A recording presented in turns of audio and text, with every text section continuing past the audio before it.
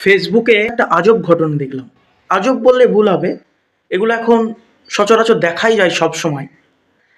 গতকালকে যখন আমি ফেসবুক দেখছিলাম, ৮-১০টার মতো ছোট বাচ্চা, খুব জোর 2, 3, 4, খুব জোর 4, এর চাইতে বেশি ক্লাসে তারা পড়বে না।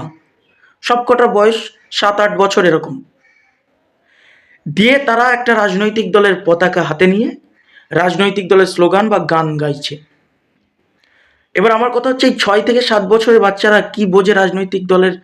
কেন ভিডিও করলো? তারা করেনি। কে করেছে?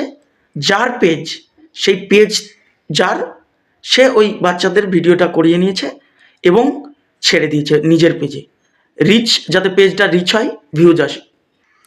এর ফলে আজকে এই সমাজ মাধ্যমে, সোশ্যাল মিডিয়াতে প্রত্যেকটা মানুষের একটা ধারণাও জন্মেছে যে ভিউজ আসবে, আমরা টাকা কামাবো এটা। তার ফলে তারা ভুলে যাচ্ছে কোনটা বাচ্চা কোনটা বড়, কাদের ভিডিও বানানো উচিত কাদের নয়। দেখো, একটা 6 থেকে 7 বছর 8 বছরের বাচ্চা এখন প্রাইমারি স্কুল এর গণ্ডি পার হয়নি, তাকে রাজনৈতিক দলের পতাকা হাতে ধরিয়ে দিয়ে নিছকই ভিউজের জন্য স্লোগান দিতে বলে, গান গাইতে বলে, এটা অপরাধ। এর ফলে তারা সোশ্যাল মিডিয়ার প্রতি অ্যাডিক্টেড হয়ে যাবে, আসক্ত হয়ে যাবে। তার ফলে তারা আর পড়ায় মন দেবে না, ফলে তাদের পুরো ভবিষ্যৎটা অন্ধকার হয়ে যাবে। যারা এই ধরনের বাচ্চাদের দিয়ে হয়তো কখনো নাচ করাচ্ছ সোশ্যাল মিডিয়াতে, কখনো সোশ্যাল মিডিয়াতে এসে নিছকই ব্লগ করছো, তাদের ডান্স করতে বলছো নিছকই শুধু ভিউজের জন্য, এগুলো করা যাবে না।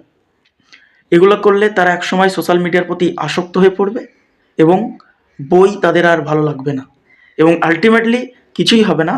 ভিউজ হয়তো কিছু হবে, কিন্তু তার পুরো জীবনটা অশিক্ষায় ভরে উঠবে এবং অন্ধকার হয়ে যাবে।